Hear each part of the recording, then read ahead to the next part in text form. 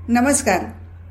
श्री राजेंद्र खेर लिखित देह झाला चंदनाचा ही परमपूज्य पांडुरंग शास्त्री आठवले यांच्या जीवन कार्यावर आधारित कादंबरी आपण वाचत आहोत. आज आपण 12व्या प्रकरणातला पुढचा भाग वाचायला घेतो आहोत. पांडुरंग शास्त्रीने स्वाध्यायाचं स्वरूप थोडक्यात विशद करून सांगितलं. स्वाध्याय म्हणजे स्वचा अध्याय किंवा अभ्यास. शुद्ध चैतन्याला अहम आणि इच्छा यांची संगती लागून जो जीव तयार होतो तो स्व आणि अहम अस्तित्वाची जाणीव ठेवतो, तर इच्छा जगण्याची उमेद राखते. जीव त्यामध्येच अडकून पडतो आणि ईश्वराला विसरतो. खरं तर ईश्वराचं स्मरण करण्यात मानवी जीवनाची कृतकृत्यता असते, परंतु ईशस्मरणाला अधिक उन्नत करण्याच्या मार्गावर अहम आणि इच्छा मार्ग अडवून बसतात. त्यांचा त्याग करणंही कठीण होऊन बसतं. मुळातला अहम निर्लेप असतो, पण भौतिकतेनं त्या अहमवर आक्रमण होतं, मग अहंकार बळावतो. तो कोणत्या थराला जाईल हे सांगता येत नाही. जीवाची उन्नती किंवा अवनती करणं हे माणसाच्या हातात असतं. स्वची उन्नती साधण्यासाठी शास्त्रकारांनी मार्ग दाखवला आहे. अहमला घासून पातळ करायचं आणि इच्छेला विस्तृत करून पारदर्शक बनवायचं. या प्रक्रियेत मानवी जीव अधिक विकसित आणि शक्तिसंपन्न बनतो. या प्रक्रियेत जे तत्त्वज्ञान आहे आणि आचरण करण्याची जी पद्धत आहे त्याला स्वाध्याय म्हणतात. स्वाध्यायाचं स्वरूप थोडक्यात विशद करून पांडुरंग शास्त्री म्हणाले, स्वला ओळखणं, इच्छा आणि अहमचं निरीक्षण करणं आणि प्रभू सान्निध्याचं स्मरण करणं यात स्वाध्याय साधला जातो. या बाबतीत गीतासुद्धा प्रमाण ठरू शकते. गीतेचं आचरण करण्याची पद्धत तो स्वाध्याय. आपल्या वैदिक परंपरेनं मानवाच्या उन्नतीसाठी स्वाध्यायाचा मार्ग दाखवला आहे, पण आज आपल्याला त्याचं विस्मरण झालेलं आहे. कोणत्याही भौतिक साधनांनी किंवा पाश्चात्य तत्त्ववेत्त्यांच्या विचारांनी माणूस प्रगती करू शकणार नाही. आपल्या ऋषीमुनींनी महत् परिश्रमानंतर दाखवून दिलेला स्वाध्यायाचा मार्गच माणसाचा भौतिक आणि आध्यात्मिक उत्कर्ष घडून आणेल अशी मला खात्री आहे. निर्मलाताई उत्साहानं म्हणाल्या, मग त्यासाठी वेळ कशासाठी दवडायचा? पांडुरंग शास्त्री हसून उत्तरले, निर्मला, कोणतंही कार्य करायचं तर त्याकरता आवश्यक कालावधी द्यावा लागतोच. या आजारपणामुळे आता सुधरेल की प्रकृती? डॉक्टरांनी नमस्कार घालायला सुद्धा परवानगी दिली आहे ना? डॉक्टरांनी दिली नाही, मी स्वतःहून घेतली. आदल्याच दिवशी पांडुरंग शास्त्री डॉक्टर परचुडे यांच्याकडे गेले होते आणि त्यांना म्हणाले होते, डॉक्टर, उद्यापासून मी सूर्यनमस्कार घालणार आहे. हे मी तुम्हाला फक्त सांगायला आलो आहे, तुमची परवानगी घेण्यासाठी आलेलो नाही. अहो, मी चांगला तरणा आहे. या वयात व्यायाम करायचा नाही म्हणजे काय? पांडुरंग शास्त्रींच्या स्वभावाची डॉक्टर परचुडेंना पुरेपूर कल्पना होती. पांडुरंग शास्त्री स्वस्थ पडून राहणार नाहीत हे त्यांना माहीत होतं, म्हणून ते हसून म्हणाले होते, घाला सूर्यनमस्कार, फक्त सावकाश घाला. डॉक्टरांची अशा तऱ्हेनं त्यांनी परवानगी घेतली होती. आपल्या जागेवरून पांडुरंग शास्त्री उठले. धोतर थोडं झटकलं. निर्मलाताईंनीही त्यांचं अनुकरण केलं. अभावितपणानं दोघांनी आकाशाकडे पाहिलं. इतका वेळ थबकलेल्या चांदण्यांनी आणि नक्षत्रांनी आपापल्या जागा सोडल्या होत्या. जणू त्यांनाही भरभरून विचारधन मिळालेलं होतं आणि ते विचार सत्यात आलेले पाहण्यासाठी ते तारकासमूह कार्यप्रवण झाले होते. त्या पतीपत्नीनेही आपली जागा सोडली होती, भवितव्याचा वेध घेऊन. त्यांच्याबरोबर चालताना निर्मलाताई म्हणाल्या, आज फार वेळ फिरण्यामध्ये घालवला. असं नको म्हणूस, आपण वेळ वाया घालवलेला नाही, उलट कारणी लावला. या फिरण्यातून केवढं विचारमंथन झालं. भावी कार्यासाठी अशी विचारमंथनं आवश्यकच ठरतात.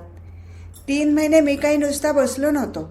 माझं सतत विचारचक्र चालू होतं. माणूस विचार करत बसला म्हणजे निष्क्रिय बसला असा अर्थ होत नाही. तसा निष्क्रिय मी आयुष्यात कधीच होणार नाही. प्रतिदिनी मी काही ना काही विधायक कार्य करीत राहीन. अगं, तो परमेश्वर मला थोडा स्वस्थ बसू देईल. हे बोलल्यानंतर त्यांनी निर्मलाताईंकडे वळून बघितलं. दोघेही एकमेकांकडे बघून हसले. त्या हसण्यातच भावी कार्याची मार्गक्रमणा दुग्गोचर होत होती. टाटा हॉलमधील ती चर्चा ऐन रंगात आली होती. साम्यवादी मंडळी एक एक मुद्दा पुढं करत होती आणि पांडुरंग शास्त्री तो मुद्दा खोडून काढत होते. ती गोष्ट नित्याचीच झाली होती. पांडुरंग शास्त्री अधूनमधून टाटा हॉलमध्ये साम्यवादी मंडळींशी चर्चा करायला जायचे. त्या साम्यवादी लोकांनी ब्रेन ट्रस्ट नावाचा एक ट्रस्ट स्थापन केला होता. टाटा हॉलमध्ये त्यांचे सभासद एकत्र जमायचे. मार्क्स, एंगल्स इत्यादी साम्यवादी तत्त्वज्ञानाच्या विचारावर तिथे नेहमीच चर्चा चालायची. पांडुरंग शास्त्री त्यांच्या चर्चेत सहभागी झाले म्हणजे भरपूर विचारमंथन व्हायचं, चर्चेला रंग चढायचा. पांडुरंग शास्त्रींचं वाद घालणारं व्यक्तिमत्व त्या साम्यवादी मंडळींनाही चांगलं भावलं होतं. त्यातूनच त्यांच्यामध्ये मैत्री निर्माण झाली होती. मैत्रीतच वेगवेगळ्या विषयांवर वादंग व्हायचे. कित्येक वेळा कम्युनिझमचे ते पुरस्कर्ते पांडुरंग शास्त्रींच्या वक्तृत्वावर निरुत्तर होऊन जात असत. त्या दिवशी अशीच चर्चा चालली होती. दिवेकर, देशमुख, तळेकर, कापसे अशी बुद्धिवादी मंडळी पांडुरंग शास्त्रींना निरुत्तर करण्याचा प्रयत्न करत होती. देशमुख म्हणाले, मार्क्स, डेमोक्रिटस, हॉब्स किंवा आपल्याकडचे चार्वाक, बृहस्पती या तत्त्ववेत्यांनी खऱ्या अर्थानं व्यक्ती, विश्व आणि मानव समाज यांचा सांगोपांग विचार करून तत्त्वज्ञान मांडलं आहे. अखिल मनुष्य जातीचा उद्धार या जडवादातूनच होणार आहे. देव आणि धर्म या गोष्टी केवळ काल्पनिक आहेत. ज्या परिस्थितीत आणि ज्या कारणामुळे देव आणि धर्म जन्माला येतात ती परिस्थिती आणि कारण मुळात बदलल्याशिवाय देव आणि धर्म मरणार नाहीत. कष्ट, दारिद्र्य, दुःख, जुलूम, अन्याय या साऱ्या यातनातून सुटका करण्यासाठी आजच्या विज्ञान युगातल्या माणसाला परिणामकारक उपाययोजना मिळाली आहे. ती उपाययोजना म्हणजेच शास्त्रीय समाजवाद. दिवेकर लगेचच म्हणाले, बरोबर आहे. एंगल्सनं म्हटल्याप्रमाणे विश्वाचं एकत्व केवळ त्याच्या अस्तित्वात सामावलेलं नसतं, तर विश्वाचं खरं एकत्व त्याच्या भौतिकात सामावलेलं असतं. तत्त्वज्ञानाची आणि निसर्गशास्त्राची प्रगती आत्तापर्यंत प्रदीर्घ आणि रेंगाळणारी झाली हे भौतिकवादानं आज सिद्ध केलं आहे. पुन्हा देशमुख उत्तरले, निसर्गाची गती हा वस्तूच्या अस्तित्वाचा प्रकार आहे. गतीशिवाय वस्तू आणि वस्तूशिवाय गती कुठेही आढळत नाही. ती कधी अस्तित्वात नव्हती आणि अस्तित्वात असूही शकणार नाही. पांडुरंग शास्त्रींनी तेव्हाच विचारलं, मग विचार आणि जाणीव या गोष्टी कुठून येतात? अर्थात मानवी मेंदूतून. देशमुखाच्या बोलण्याचा धागा पकडून दिवेकर पुढे म्हणाले, मानव ही निसर्गाची निर्मिती आहे. त्याची प्रगती मात्र भोवतालच्या परिस्थितीतून झालेली आहे. इथेच माझा तुम्हाला विरोध आहे. निसर्गानं माणूस बनवला म्हणता, मग निसर्गाची निर्मिती तरी कुणी केली? पांडुरंग शास्त्रींच्या या प्रश्नावर शेजारी बसलेले तळेकर म्हणाले, इथे तुमची अंधश्रद्धा येते. कुणीतरी अज्ञात शक्तीनं हे विश्व बनवलं वगैरे. अर्थात ते सत्य आहे. हे जग निर्मितच आहे. फक्त तो निर्माता अदृश्य असल्यामुळे तुम्ही त्याला श्रेय देत नाही. अहो, आपल्याला साधा वारा दिसू शकत नाही, पण झाडाचं पान हलल्यावर त्याचं अस्तित्व जाणवतं. तसंच परमेश्वराचं आहे. आपल्या संतश्रेष्ठांना त्यांचं अस्तित्व जाणवलं आहे. मग त्या सगळ्या संतांचं खोटं का मानायचं? तुम्ही म्हणता गतीशिवाय वस्तू नाही. बरोबर. माणसाचं आयुष्यही त्या गतीमध्ये सापडलं आहे. केव्हा बालाचं वृद्ध होतो हे समजत नाही. हा बदल तुमच्या म्हणण्यानुसार निसर्गच घडवून आणतो. बरोबर? बरोबर. दिवेकरांच्या बोलण्यावर पांडुरंग शास्त्री लगेच म्हणाले, पण त्या मनुष्यात बसलेल्या मीच काय? माणसाचं जे स्वत्व असतं त्याचं वय वाढत नाही. हे कसं काय? लहानपणी मी तोच असतो आणि म्हातारपणीही त्या मीमध्ये बदल झालेला नसतो. दिक्कालाची बंधनं नसलेला तो मी हे कुणाचं व्यक्तरूप आहे? मन, बुद्धी आणि आत्मा यांच्यामध्ये वर्षानुवर्ष बदल होत नाही. माणसाची भौतिक प्रगती झाली, त्याची जीवनपद्धती बदलली, तरी पण मूळ मन, बुद्धी आणि आत्मा तोच आहे. याचा कधी विचार केलात का? समोरचे सर्वजण एकमेकांकडे बघायला लागले. काहीतरी बोलायचं म्हणून देशमुख म्हणाले, लेनिनचा साम्यवाद सांगतो की परलोकातील अथवा स्वर्गातील अशा देवतांची किंवा सुखाची आशा सोडून द्यायला पाहिजे, कारण तो केवळ भ्रम आहे. त्या भ्रमाच्या मागे न लागता ऐहिकातलं जीवन सुखी करण्याकरता दैनंदिन जीवनात लढा द्या. बरोबर आहे की त्याचं म्हणणं. आमचे वेद, उपनिषद तरी दुसरं काय सांगतात? गीता काय सांगते? लेनिननंच म्हटलं आहे, शासन संस्थेनं धर्मात कोणत्याही प्रकारे हात घालू नये. आणि धार्मिक संस्थांनी शासन संस्थेत ढवळाढवळ करू नये. ज्याला जो धर्म भावेल तो त्यानं आचरावा. वयाच्या 16व्या वर्षी लेनिन निरीश्वरवादी बनला होता. याचा अर्थ तो अधार्मिक बनला नव्हता, तर खरा कर्मयोगी बनला होता. गीतेच्या उपदेशाप्रमाणे चालणारा होता. सर्वांकडे हसतमुखानं बघत पांडुरंग शास्त्रींनी पुढे म्हटलं, तुम्हाला खरं सांगू का, श्रीकृष्णा इतकंच माझं लेनिनवर प्रेम आहे. बाजूला बसलेल्या जावडेकरांनी प्रतिवाद केला, शास्त्रीजी, तुम्ही आता श्रीकृष्णाचं नाव काढलं म्हणून बोलतो. त्यानं सांगितलेल्या गीतेमध्ये परिचर्यात्मकम कर्म शूद्रस्यापि स्वभावजम असे श्लोक वाचले म्हणजे शूद्राच्या पायामधल्या बेड्या दगडासारख्या भक्कम करण्याचा प्रयत्न गीतेत निर्दयतेनं करण्यात आला आहे याचा प्रत्यय येतो. गीतेला चातुर्वर्ण्य अभिप्रेत दिसतो. काहीशा धारदार आवाजात पांडुरंग शास्त्री उत्तरले, तुम्ही चुकता आहात. गीतेमधला प्रत्येक श्लोक या भूमीवर उत्तम रीतीनं जगण्याचं दिग्दर्शन करतो. तुम्ही आता चातुर्वर्ण्याचा उल्लेख केलात. चातुर्वर्ण्याविषयी अलीकडच्या तथाकथित पंडित मंडळींनी फार चुकीचा अर्थ लावला आहे आणि ती मंडळी अर्थाचा अनर्थ घडवून आणतायत. चातुर्वर्ण्य म्हणजे काही जाती नव्हत्या. त्या वर्णव्यवस्थेत उच्च नीचता नव्हती. सर्वांचा योगक्षेम आणि निर्वाह उत्तम रीतीने चालला पाहिजे त्यासाठी ही व्यवस्था होती. एवढेच नव्हे तर आपत्सु सर्वेषां अपि सर्वदा म्हणजे आपत्तीच्या वेळी कोणताही वर्ण कोणताही धंदा करू शकत असे. शूद्राच्या पायात बेड्या अडकवल्याचं तुम्ही म्हणालात, पण एक गोष्ट तुम्हाला माहिती आहे का? सर्वांच्या प्रश्नार्थक मुद्रा त्यांच्यावर रोखल्या गेल्या. शूद्र म्हणजे काही क्षुद्र नव्हते.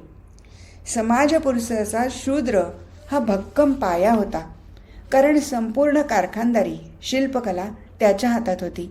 हा सेवा करणारा समुदाय नव्हता, तर सेवा देणारा समुदाय होता. वैश्यांच्या हातात शेती होती. व्यक्तीच्या लक्षणानुसार वर्ण निश्चित केला पाहिजे असं भागवतकरांनीही सांगितलं आहे. म्हणजे वर्णव्यवस्था गुणसिद्धी असली पाहिजे असा सिद्धांत होता आणि वर्णव्यवस्था जन्मसिद्ध असली पाहिजे ही व्यवस्था होती.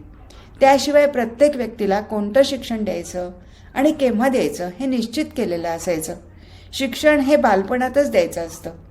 जर बालपणापासून शिक्षण द्यायचं असेल तर वर्णही बालपणातच निश्चित केला पाहिजे. वर्ण निश्चित केल्यानंतरच त्याला शिक्षण देता येईल आणि नाहीतर शिक्षण कसं देणार? टॉल्स्टॉय म्हणतो, माणसाचं शिक्षण तो 8 वर्षाचा होईपर्यंत होऊन जातं. त्यानंतर त्याच्या मनाला वळण मिळत नाही. एखाद्या माणसाला शिक्षक ब्राह्मण बनवायचा असेल तर काय 20व्या वर्षी त्याची लक्षणं पाहून बनवणार का? क्षणभर थांबून पांडुरंग शास्त्रींनी पुढे म्हटलं, समाजाचं भौतिक जीवन शांतीनं चाललं पाहिजे एवढ्यासाठी ही वर्णव्यवस्था होती. त्यामध्ये कोणतीही धार्मिक किंवा आध्यात्मिक भावना नव्हती, तर भौतिक भावना होती. पण आपण चुकीनं असं समजतो की वर्णव्यवस्था मानतात ते धार्मिक आहेत. चातुर्वर्ण्यांकडे आणि एकूणच वैदिक संस्कृतीकडे चुकीच्या चष्म्यातून बघण्याची लोकांना सवय जडली आहे. मग सरळ दिसेलच कसं? काही काळ शांततेत गेला. मग मगाचाच धागा पकडून पांडुरंग शास्त्रींनी म्हटलं, गीता चातुर्वर्ण मानते, बरोबर आहे. पण श्रीकृष्णानं गीतेमधल्या 4थ्या अध्यायात काय सांगितलं आहे? चातुर्वर्ण मया सृष्टम गुणकर्म विभागशः. गुण आणि कर्म यांच्या विभागानं मी चातुर्वर्ण निर्माण केले आहेत. मग लेनिन वेगळं काय सांगतो? पात्रतेप्रमाणे काम आणि कामाप्रमाणे दाम हेच सांगतो ना. त्यामुळे तो सनातनी कर्मकांडी किंवा अंधश्रद्धा ठरतो का? म्हणून गीतेचं किंवा वेदांताचं योग्य पद्धतीनं तसंच तर्कशुद्ध विचारानं आकलन केलं तर तुम्हाला आदर्श राज्यपद्धतीच दिसेल. इथे मेथड ऑफ डिफरन्स आणि मेथड ऑफ ॲग्रीमेंट या लॉजिकच्या गोष्टीचा उपयोग करायला हवा.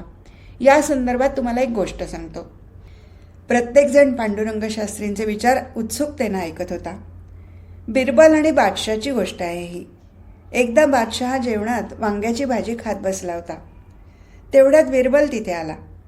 बादशहानं त्याला विचारलं, काय बिरबला, भाज्यांमध्ये श्रेष्ठ भाजी कोणती? बिरबल तात्काळ उत्तरला, अर्थात वांग्याची. बादशहानं कारण विचारताच तो म्हणाला, आलंपनाह, वांग्याच्या देहावर जसा मुकुट आहे. मग वांग राजाने का? बादशाह खुश झाला. त्यांना वांग्याची भाजी ओरपली. त्याचा परिणाम दुसऱ्या दिवशी सकाळी दिसून आला. नेहमीप्रमाणे बिरबल तिथे गेला. त्याला एकूण परिस्थितीचा अंदाज आलाच होता. तेवढ्यात बादशाहनं विचारलं, काय रे, सगळ्यात वाईट भाजी कोणती? बिरबल लगेच म्हणाला, अर्थात वांग्याची. बादशहानं कारण विचारताच तो म्हणाला, अहो, त्याच्या दाढीला काटेसुद्धा असतात, जपून हात घालावा लागतो. मेथड ऑफ डिफरन्स आणि मेथड ऑफ ॲग्रीमेंट या लॉजिकच्या गोष्टी इथे येतात. बिरबल बादशहाची गोष्ट ऐकून सर्वांना हसू फुटलं होतं. आपलं हसू आवरून दिवेकरांनी म्हटलं, काही असलं तरी वर्गसंघर्षातूनच मानव समाजाचा विकास झाला आहे. प्राथमिक साम्यवाद, गुलामगिरी, सरंजामशाही, भांडवलशाही आणि समाजवाद हे समाजाच्या विकासाचे मुख्य टप्पे आहेत. समाजवादी समाजातच सर्वात प्रथम शोषित वर्ग हा अधिकारूढ होतो आणि त्यामुळे अशा समाजात श्रमिक वर्गाच्या कल्याणाच्या दृष्टीनं पावलं उचलली जातात. पांडुरंग शास्त्री किंचित हसून म्हणाले, तुम्ही मला एंगल्सचे विचार सांगताय. हो, पण समाजवादातही वर्गसंघर्ष नाहीसा होत नाही, त्याचं काय? एंगल्सच म्हणतो, समाजवादाची जसजशी सरशी होत जाईल तस त्याचा वर्गविरोध नाहीसा होऊन त्या ठिकाणी वर्गविरहित समाज निर्माण होऊ शकेल. हा भ्रम आहे तुमचा. 1870मध्ये खऱ्या अर्थानं मार्क्सवाद सुरू झाला, पण तो जेमतेम 100 वर्ष टिकतो की नाही याचीही शाश्वती देता येत नाही. 2000 साल तर तो मुळीच पाहणार नाही, कारण पायाच मुळी चुकीचा आहे. मग त्यावर उभारलेलं भांडवल किती दिवस तग धरील? मानव हा अर्थप्रधान अथवा लिंगप्रधान प्राणी आहे. मानवी जीवनातले सर्व व्यवहार अर्थमय किंवा काममय आहेत असं मार्क्स आणि फ्रॉइड हे सांगतात. जडद्रव्य वाचून दुसरी श्रेष्ठ वस्तू नाही असं ते मानतात. विश्वकर्ता ईश्वर म्हणून कोणी आहे ही गोष्ट त्यांना वेडेपणाची वाटते. विश्वाच्या व्यापामध्ये ईश्वराची मुळीच गरज नाही. मनाच्या पलीकडे आत्मा नाही. मीपणा हा सामाजिक संबंधातून उत्पन्न झालेला गुण असून तो देहाबरोबर नाश पावतो असे सिद्धांत ही मंडळी मांडतात. जडवादावर, विज्ञानावर आणि भौतिकतेवर उभारलेलं हे सारं तत्त्वज्ञान प्रवृत्तीपर आहे. मग त्यात काय वाईट आहे? दिवेकर, विज्ञान ही शक्ती आहे हे मान्य. ती वाईट नाही आणि चांगलीही नाही. तिचा उपयोग करणारी माणसं जशी असतात तसा तिचा चांगला अथवा वाईट परिणाम घडत असतो. प्रस्तुत काळाचंच उदाहरण बघा. जडवाद आणि त्याला मदत करणारं विज्ञान या दोन्ही घटकांनी प्रत्येक संस्कृतीचं बहिरंग पार बदलून टाकलं आहे. जडवादानं आणि विज्ञानानं निर्माण केलेली जीवनपद्धती आणि जीवनविषयीचा दृष्टिकोन माणसाची माणुसकी लुप्त करून टाकणार आहे. 2 महायुद्धांनीच ही गोष्ट सिद्ध करून दाखवली आहे. मानवी जीवनात पैशाला सर्वश्रेष्ठ स्थान मिळालं आहे. अर्थस्य पुरुषो दासः हे व्यासवचन आज खरं ठरलंय. पैशापुढे माणुसकी, प्रेम, धर्म, देश, नीती या गोष्टींचं महत्त्व मुळीच वाटेनासं झालंय. पांडुरंग शास्त्रींनी सर्वांकडे आळीपाळीने बघितलं. आपलं म्हणणं त्यांना मनातून पटतंय हे त्यांना समजून येत होतं.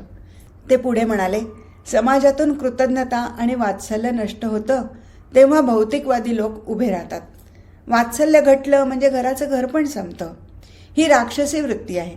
राक्षसांना सर्वांना अशांत ठेवायचं असतं. सर्वांच्या जीवनात ते पाहिजे पाहिजे अशी वृत्ती निर्माण करतात.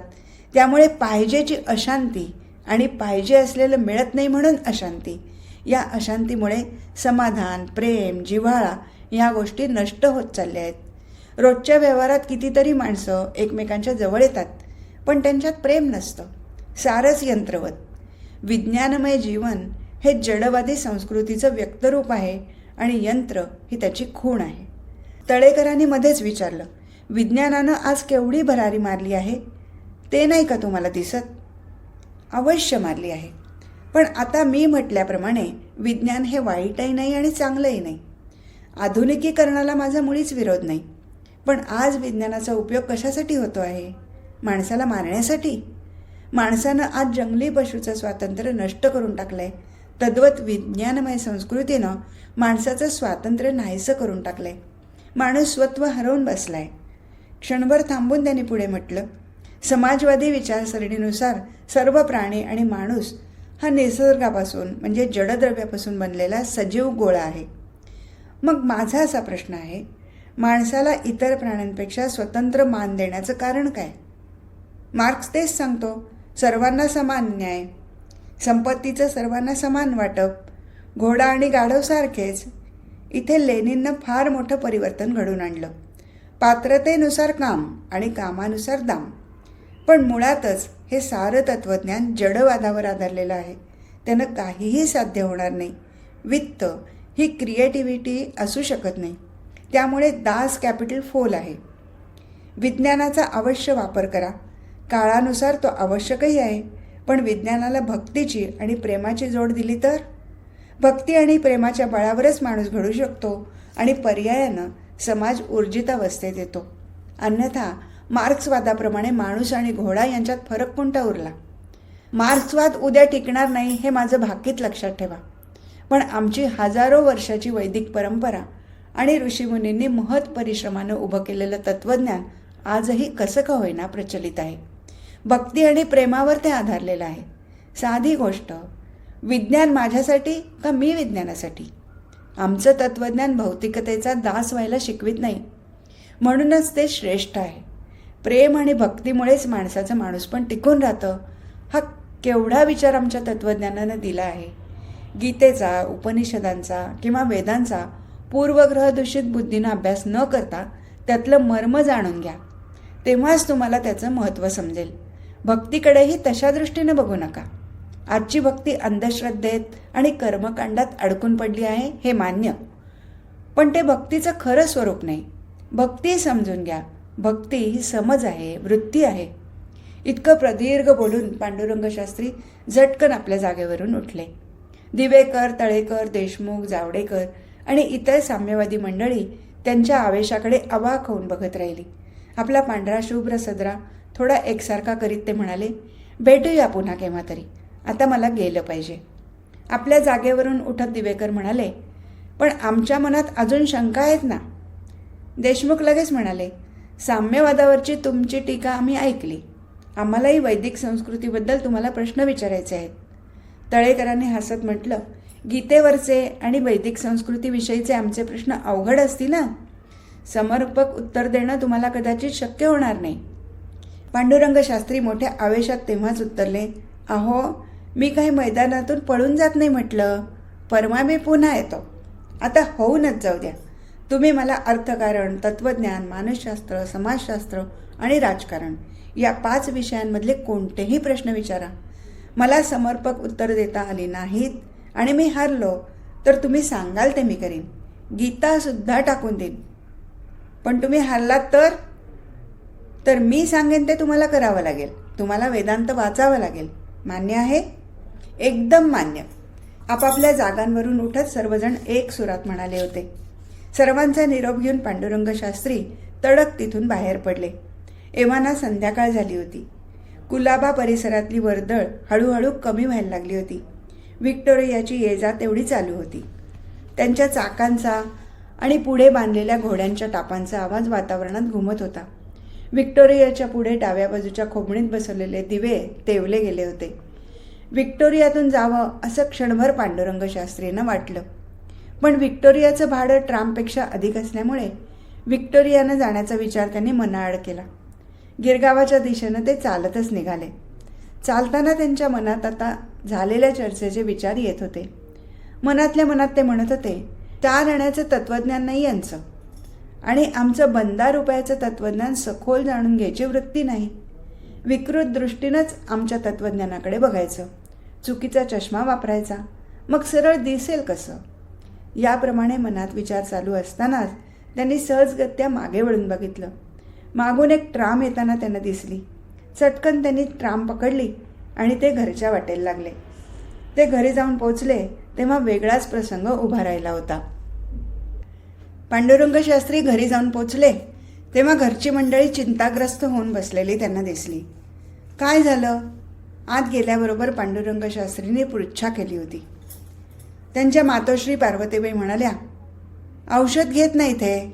यापुढे औषध घेणार नाही म्हणतात. का? पार्वतीबाईंनी त्यांना पुढच्या गॅलरीत नेलं आणि हळू आवाजात त्या पुटपुटल्या, औषधाला फार पैसे पडतात म्हणून. कुणी सांगितलं त्यांना पैशाबद्दल? मी आणि तुझा मामा दुपारी बोलत बसलो होतो यांच्याशी. तेव्हा नकळत आम्ही औषधाच्या किमतीबद्दल बोलून गेलो. ते औषध खरोखरच किमती होतं. काही दिवसापूर्वी पांडुरंग शास्त्रींचे स्नेही नंदलाल भाई भूता यांनी एका वैद्याला धरून आणलं होतं. वैद्याचं नाव होतं शिवकुमार शर्मा. त्या वैद्यांना तात्यांना रीतसर तपासलं होतं आणि त्यांना सुवर्ण मौक्तिक रसायन घ्यायला सांगितलं होतं. त्या औषधाच्या एका डोसाची किंमत 25 रुपये एवढी भारी होती. मध्यमवर्गीयांच्या आवाक्या बाहेरची होती. त्यात आठवले कुटुंबाची आर्थिक परिस्थिती अगदीच जेमतेम होती. परंतु तात्यांच्या प्रकृतीचं मोल पांडुरंग शास्त्रींच्या दृष्टीनं लाख मोलाचं होतं. प्रसंगी अर्धपोटी राहून तात्यांना औषध उपलब्ध करून देण्याची त्यांची सिद्धता होती. म्हणूनच त्यांनी सुवर्णमौक्तिक रसायनाचे डोस तात्यांसाठी आणले होते. परंतु आता त्या डोसाची भारी किंमत समजल्यामुळे तात्यांनी ते औषध घेण्याचं नाकारलं होतं.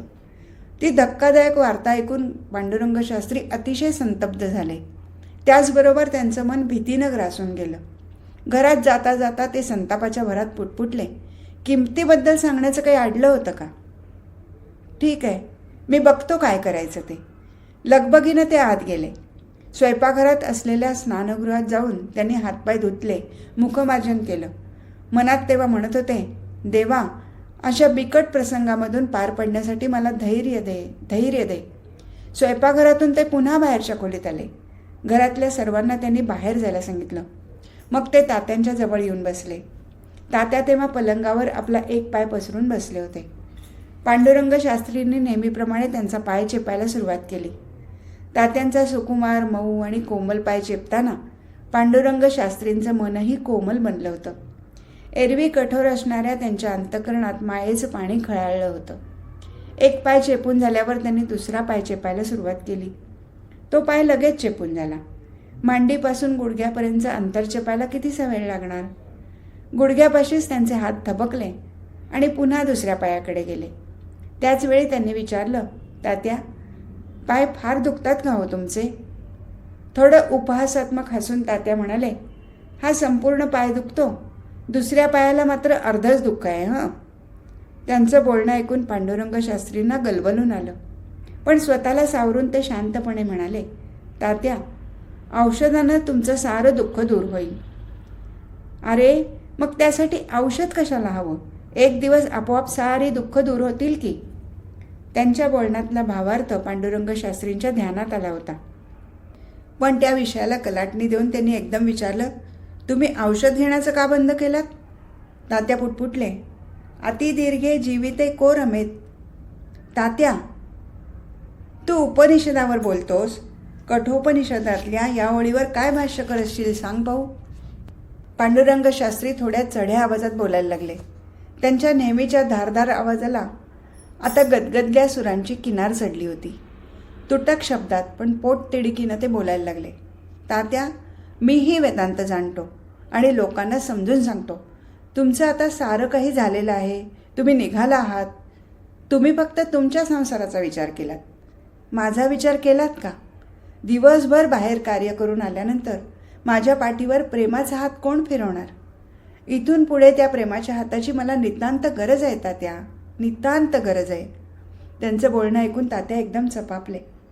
पांडुरंग शास्त्रींच्या पाठीवरून मोठ्या प्रेमानं हात फिरवीत ते म्हणाले, अरे, आण माझी औषधाची बाटली. पांडुरंग शास्त्रींनी मोठ्या समाधानानं त्यांच्याकडे पाहिलं. त्यांच्या नेत्रात चमक आली होती, तर तात्यांच्या नजरेत आश्वासकता दाटली होती. पायानं अधू झालेल्या तात्यांचा प्रेमाचा हात आपल्याला भावी आयुष्यात पाय रोवून उभं करायला शक्ती देईल याची जाणीव पांडुरंग शास्त्रींना झाली. त्यांनी तेव्हाच म्हटलं, तात्या, मला पुढे फार मोठं कार्य करायचं आहे. तुम्हाला माहीत आहे, माझ्या हातून मोठं कार्य घडायचं आहे. त्यासाठी तुमच्या आशीर्वादाचं पाठबळ मला निश्चितच उपयोगी पडणार आहे. म्हणून आता मनात कोणताही विचार न आणता नियमितपणानं औषध घ्यायचं. तुमचा हा पांडुरंग वाटेल त्या परिस्थितीला बिनबोबाट तोंड द्यायला समर्थ आहे. माझ्यावर विश्वास आहे ना? फार मोठा विश्वास आहे बाळा. तुझी सारी जीवनपद्धती बघूनच मी कृतकृत्य होऊन गेलो आहे. आयुष्यात मी पूर्ण समाधानी आहे. त्याच समाधानात डोकं टेकावं असं मला वाटत होतं. पण तू म्हणतोस ते योग्य आहे. तुझ्या पाठीवर माझ्याशिवाय हात फिरवणार तरी कोण? आण ती औषधाची बाटली. पांडुरंग शास्त्री जागचे उठले. बाहेर गॅलरीत गेलेल्या सर्वांना त्यांनी घरात बोलवलं आणि सर्वांसमक्ष तात्यांना औषध दिलं. तात्यांनी ते मोठ्या समाधानानं घेतलं. दिवसभर जे कोणाला जमलं नव्हतं ते थोडक्या वेळात पांडुरंग शास्त्रीने साध्य करून दाखवलं होतं. त्याबद्दल सर्वांनाच आश्चर्य वाटत होतं. हे प्रकरण इथेच संपलं. आज इथेच थांबू. हरिओम तत्सत.